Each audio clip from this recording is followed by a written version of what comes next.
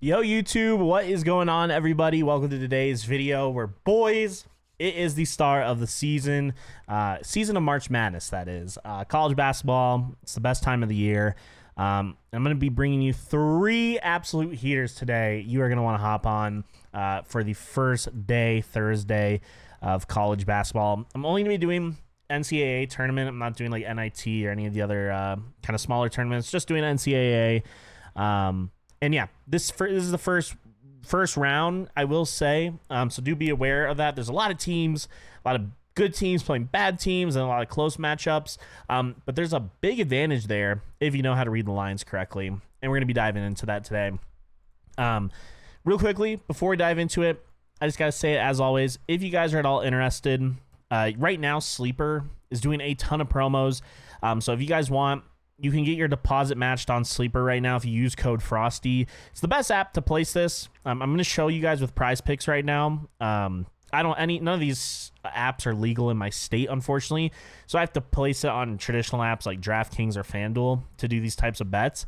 But if you use an app like Sleeper and you use code Frosty, first thing you can get your deposit matched. So it's an absolute no-brainer. You might as well go ahead and do that. And yeah, they're running a ton of promos, free plays, free squares. You guys kind of understand the ordeal. If you guys want to support me, code Frosty. And yeah, I'm not gonna talk about it too much, but if you want to support your boy. So really excited. We're gonna go into the first play of the day right here, and that's gonna be Mitch Mascari for Drake. He's a guard, and they are playing a very solid Mizzou team. If we go ahead and take a look right now, Mitch over his last 80% of games is currently hit underneath 7.5 points as right now, 80% of the time. Now, the reason I like this play a ton right here is, one, Mizzou is a big SEC program. The SEC was a gauntlet this year, and I think a team like Mizzou, who's a little bit on the outskirts, I still think they're ranked like 21st or something like that. I can't remember. Regardless, just like super tough division. And first game of the tournament, coaches put a big emphasis on, hey, do not get upset. And so Drake is a phenomenal team. They've actually been really good this year. But I think Mizzou is a step forward. And if this guy with Drake during the regular season and tournament or whatever was averaging under 7.5, I just find it difficult against Mizzou for him to have a similar record. You'll notice some outliers here against Bradley and Illinois State.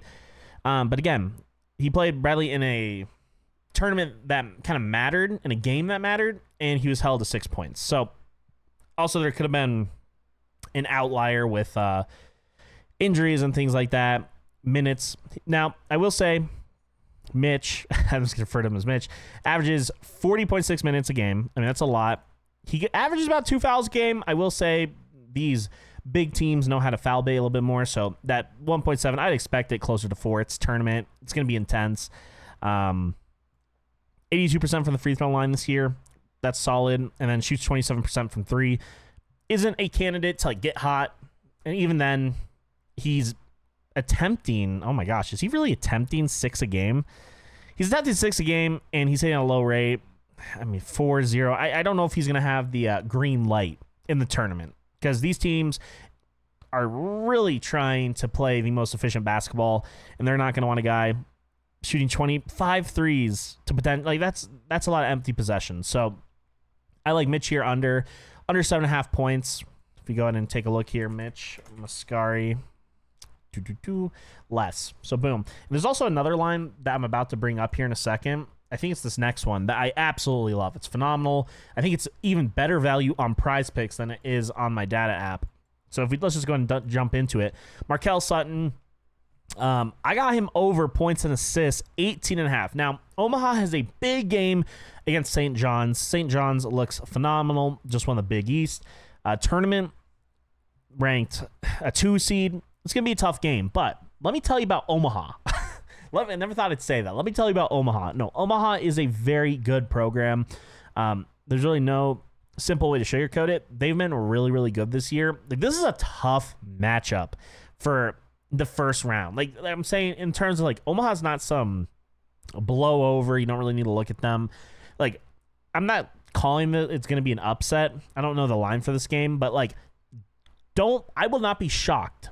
I will not be shocked if Omaha somehow wins this game. Like, they have the potential they could. I think St. John's will win decisively. I think they'll cover whatever the spread is, but there is a very reasonable chance. Like, I like Omaha a lot, and a big player in that team is Markel Sutton, and they're going to be bringing their best.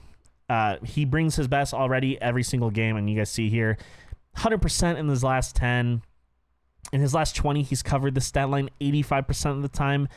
He's averaging 33 minutes. Again, a top player like this, tournament time, those minutes will get bumped up if they need to.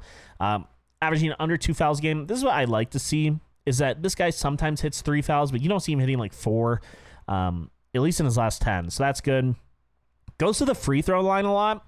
Shooting 52% from the free throw line, which, I mean, you just got to see how he's playing. I mean, he shot 67% here, then 44% most recently. We'll see. I don't know if St. John's is going to be doing that. I'm not really worried about him as a 3-point threat, but if he has a wide open 3, I don't know if he will. Sorry, this is field goals, by the way. I don't know. For some reason I thought free throws. Yeah, he's really good at the free throw line. That's what I thought. 80% from the free throw line, basically. Draws fouls, which is good. I mean, almost 8 attempts a game. That's what you love to see, because there's another player from Omaha that plays for Michigan State. All he does is draw fouls and gets to the free throw line. I think that's a big philosophy of that Omaha program. And so I will not be surprised if, like, let's get to the free throw line, have our 80% free throw shooter get there. I like that. And again, he's putting up 3.3 attempts a game from the 3-point line. It's 30% chance it goes in, but I'm not really banking on that. I'm banking on the free throws. I'm banking on hitting shots in the paint. And that's what he seems to do, man. I like Markel Sutton. This is going to be a great game, and I think Omaha will keep this game closer than people are expecting, which is why I'm taking him. I love it. But the best part about it is right now, and that's why I'm trying to get this video out a little bit early. Well, that's his points. That's his points right now. Let me go ahead. Let me re-pull that up real quick. If you want, you could take his points and assists. He's currently averaging, where's his assist totals? In his last 10 games, he's averaging about, he's hit this line 80% of the time. If you want to be a little bit safer, you could just take straight up his points. I totally understand if you want to take his points, but I would take his points and assist combo just because he has hit that, and they're going to be passing the ball a lot. So it's up to you at the end of the day. Yeah, points and assists I would take, and there it is right there. Boom. There we go. Okay, cool. Next off, final play of the game, boys. Dylan Bailey for Wofford. Wofford, I love it. So they're playing Tennessee. This is a 2:15 matchup that I don't expect to be similar to the St. John's Omaha game, really at all. But when it matters, and I look for players that show up when it matters. Tournament games are usually a big green light, like, hey, I perform when it matters, and he did. And all we're asking is over 8.5 points and assists from our boy Dylan Bailey, and I like it. Now, Tennessee is very much a Final Four candidate. They could win a national championship. There's a lot of super, super good teams. But again, these 15 seeds get in there for a reason. Like, people think they're sleep. That's why you see upsets from 15 seeds. That's why you see upsets from 14, 13. Like, these teams get in there for a reason. The players know how to play basketball. I don't doubt Tennessee is probably going to win and win decisively, but Dylan Bailey will contribute for Wofford. Again, I like candidates that are currently averaging, 28, 31 minutes in the tournament. Those are going to get bumped up. Everyone's minutes, if you are a good player, a contributing player, those minutes go up for these teams. And kind of similar, he does sometimes get into foul trouble, but you'll still even notice when he's in foul trouble, he's actually still covered. So 4 fouls here, still covered 9, and 4 fouls here, still covered 16. So you like to see that, but then you do see these little outlier games right here. It looks like he just kind of had a stretch right here, 3 games, and then he kind of cleaned it up, and his stats have been increasing. He's building momentum into the tournament, and coaches like that. I mean, break down his last 5, covered each time. I like that. He averages about 6 attempts a game from 3-point line. I'm not the biggest fan of that. Like, he's shooting 32%, which is good, very good for college. Like, I'll take that. But I'm not really relying on that. I like him in the paint, and I think he can cover this in the paint, and I think he's going to be a go-to guy in the paint. So, but if he gets off and if he goes 2 for 6, I mean, we're chilling. So those are the metrics I like. It's going to be a tough matchup against Tennessee, regardless. Like, Tennessee is a phenomenal team, but contributing players I do like, and it's points and assists. So, you know, if you take a look at his assists last 5 games, I mean, he's had a couple 2, 3. So if someone else on his team's a little hot, might be tossing the ball to him. So yeah, that's just how I'm breaking it down. That's why I like taking points assists, especially when you see a player that's been covering both frequently. You like to see that, and it's a good combo to take. So Dylan Bailey, let me go ahead. Boom, boom, boom, boom, boom. What? 11.5? Wait, is that? Am I tripping? Am I tripping, boys? Oh, that's Markel. Hold on. Oh, yeah. No, wait. Over 7.5. Wait, what's this points and assists? 8.5. Why is this showing the line? Oh, wait, that's points, rebounds, assists. Okay, I was tripping there. I was really confused for a second. I don't use PrizePicks ever, so that's why sometimes I read it incorrectly. But yeah, 8.5 over. Like this play. This is a little 5 times on PrizePicks. It's probably better on Sleeper.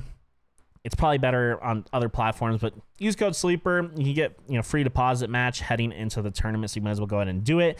And yeah, nice little 5 play right here. We got Mitch Muscari, Markel Sutton, and Dylan Bailey. Gonna be a fun tournament. I'm excited for it. I'm gonna try to have the Friday slate in games. I'll try to have it out in that like gap tomorrow at like 4 to 5 p.m. or what is that, like 6 p.m. EST tomorrow when there's like a little gap in the day.